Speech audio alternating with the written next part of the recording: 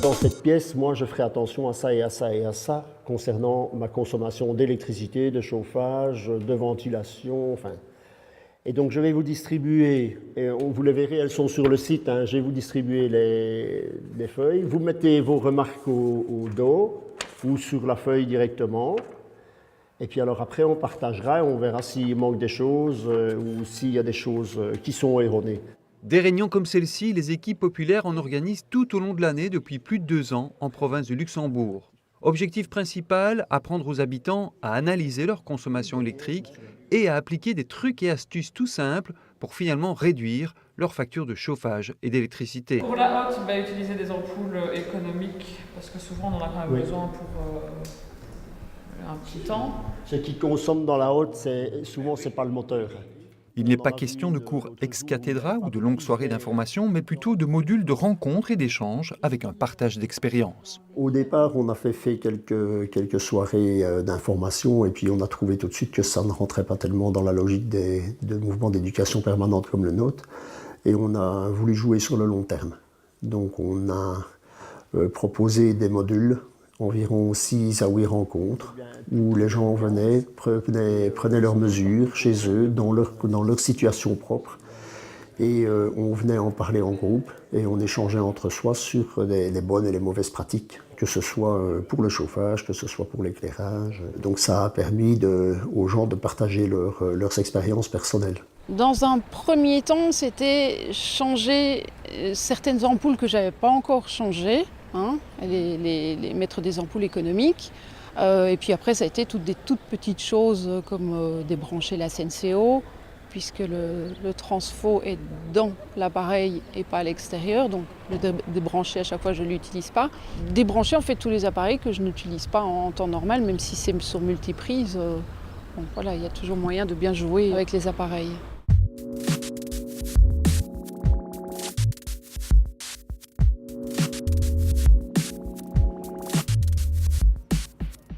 De son côté, la province du Luxembourg développait aussi des actions de sensibilisation auprès des publics précarisés. Ce fut donc l'occasion de se mettre en réseau et de travailler ensemble avec déjà des résultats tangibles. On remarque que certaines personnes ont des changements de comportement. Ils achètent un nouveau frigo.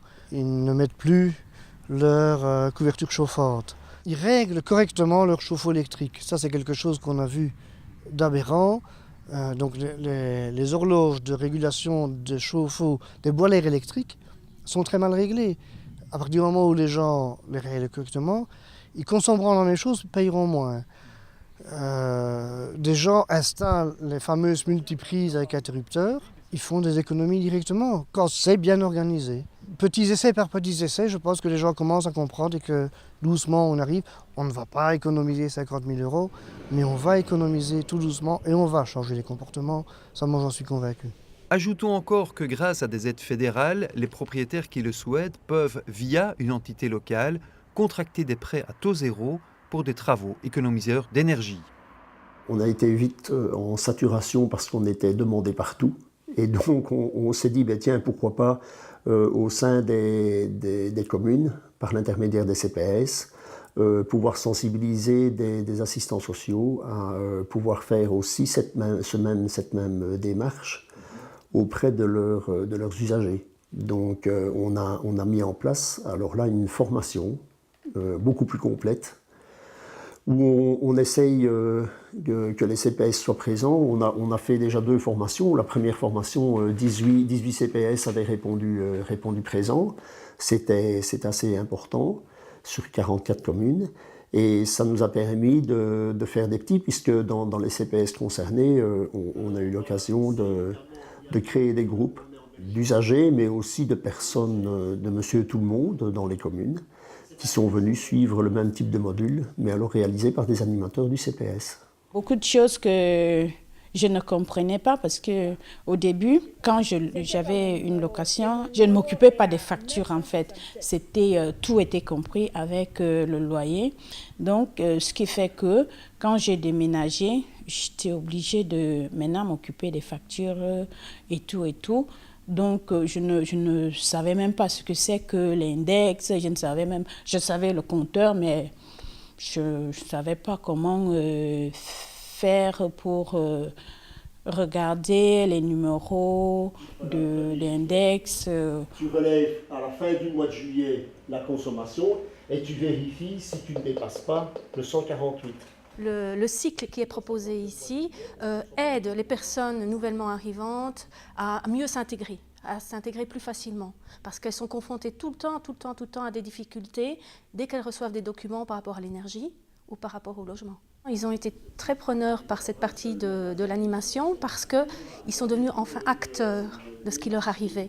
En fait, quand ils sont arrivés en Belgique, ils ont signé des tas de documents sans vraiment les comprendre. Donc ils se sont rendus compte ici, grâce à l'animation, qu'il y avait des termes importants, qu'ils pouvaient décider si oui ou non et devenir vraiment acteurs de leur propre vie et ne plus se laisser porter par la vague. Voilà, et s'intégrer convenablement en Belgique. C'est dans ce cadre qu'un troisième partenaire, le groupement d'action locale Racines et Ressources, a rejoint le projet et a choisi de renforcer l'axe social. La formation à destination des travailleurs sociaux a donc été reprogrammée sur l'ensemble du territoire. Elle commencera en octobre prochain. C'est une formation qui se passe en 10 journées, qui s'étale d'octobre 2012 à novembre 2013. Et donc il y a toute une partie qui est plutôt liée aux aspects techniques de l'énergie, donc tout ce qui est chauffage, éclairage, facture d'électricité, et une partie qui est plutôt méthodologique. Donc comment créer un groupe, comment sensibiliser ce groupe, on va dans les logements, visiter les logements. Donc c'est vraiment donner des outils à la fois techniques et méthodologiques aux travailleurs sociaux pour aborder toutes ces questions en lien avec l'énergie.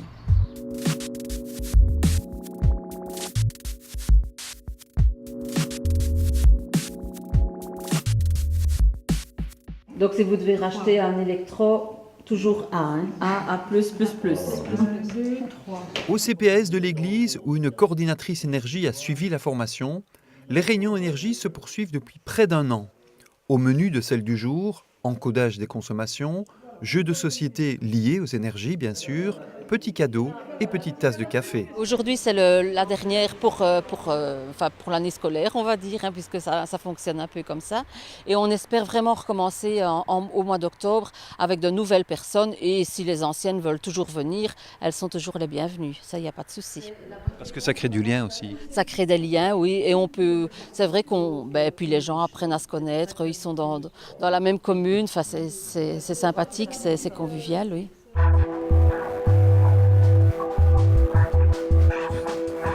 Autre exemple, autre type de rencontre, cette fois à Virton, où les participants échangent à propos des différents types d'ampoules, les économiques comme les autres.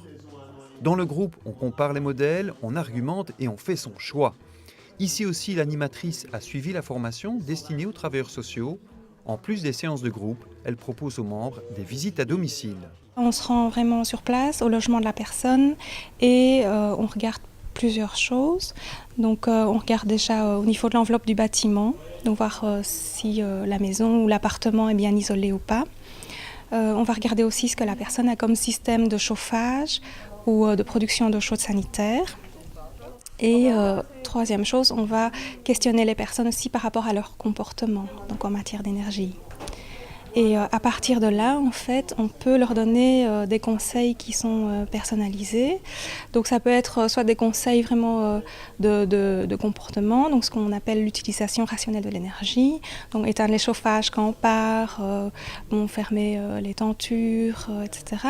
Mais on a aussi l'occasion, grâce justement au plan PAP, donc on a des subsides de la région wallonne, pour fournir du petit matériel économiseur d'énergie. Déjà en préparation peut-être à la saison suivante, donc vous pouvez aussi isoler tout ce qui est tuyaux d'eau chaude. Donc tout ce, tout ce qui part de la chaudière, tous les tuyaux qui amènent l'eau chaude vers vos radiateurs, les isoler avec un mousse.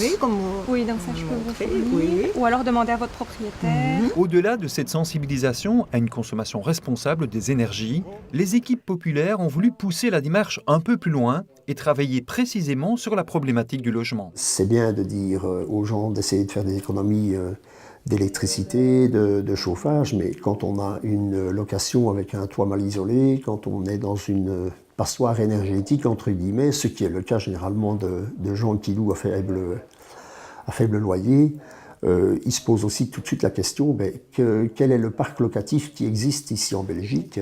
Et je ne parle pas simplement du parc locatif de manière publique, mais aussi les locations privées. Il y a beaucoup d'efforts à faire et donc on essaye aussi de faire pression pour qu'il y ait un juste équilibre entre le prix du loyer et le bien loué. Les visites à domicile et les rencontres avec les familles permettent parfois de régler des situations qui risquent de s'envenimer. Cette famille, par exemple, après un accompagnement, a pu prendre conscience de ses difficultés, elle a agi en conséquence et a finalement trouvé un arrangement avec son propriétaire. Et lors de réunions de rencontres avec les groupes concernés, les équipes populaires ont réalisé une enquête sur la corrélation entre le logement et l'énergie. Près d'une centaine de personnes ont été interviewées avec déjà des tendances qui se dessinent. Dans la province du Luxembourg, la majorité des personnes sont logées auprès de propriétaires privés. Donc, il faut avoir une action sur les propriétaires privés et aussi, justement, ça démontre que les logements sociaux ou les AIS, qui sont les agences immobilières sociales, ne sont pas suffisamment développés et souvent, la loi n'est même pas respectée du quota des 10% par commune de logements sociaux. Donc, pouvoir agir, par exemple, là-dessus. Un deuxième constat, c'est que les gens n'ont pas réellement la possibilité d'intervenir sur leur consommation énergétique, à la fois parce que le bâti n'est pas forcément suffisamment adapté à une bonne utilisation de l'habitation. Les isolations, etc., ce n'est pas eux qui peuvent maîtriser ça. Et aussi sur le fait qu'ils n'ont pas, par exemple, des compteurs individuels, donc ils ne peuvent pas maîtriser leur consommation d'énergie et avoir conscience des efforts qu'ils pourraient réaliser. L'objectif de cette enquête et de son analyse est d'établir un cahier de revendications avec des propositions concrètes à adresser aux pouvoirs communaux. Par exemple, le fait de privilégier les agences immobilières sociales, de systématiser les visites énergétiques avant la location d'un bien, ou encore de veiller à une régulation des prix de location. Notre objectif ici maintenant, c'est de demander aux communes d'être attentives justement à peut-être faire un répertoire des maisons qui sont louées dans leur commune et de pouvoir avoir un certain contrôle. Il y a déjà le contrôle du PEB, le contrôle de la perte énergétique des bâtiments, mais on sait très bien qu'il n'y a pas une obligation de faire quelque chose. Bon, enfin, on donne un certificat en disant ma maison est classée en G et pas classée en A, mais il n'y a aucune contrainte pour le propriétaire de faire des démarches de travaux ou des démarches d'isolation. Ce qu'on aimerait bien, nous, c'est qu'on puisse avoir un plus gros contrôle sur le prix des locations et éviter de mettre des gens dans des situations d'endettement parfois. Un contrôle de location qui pourrait prendre, pourquoi pas, la forme d'un permis locatif octroyé par le pouvoir communal. Ce serait entre les mains de la commune, un pouvoir de proximité pour accompagner à la fois les citoyens, les propriétaires et la commune elle-même dans les habitats qu'elle a sur son territoire. Et donc vraiment pour à la fois lutter contre une précarité énergétique et accompagner vers une politique de justice sociale.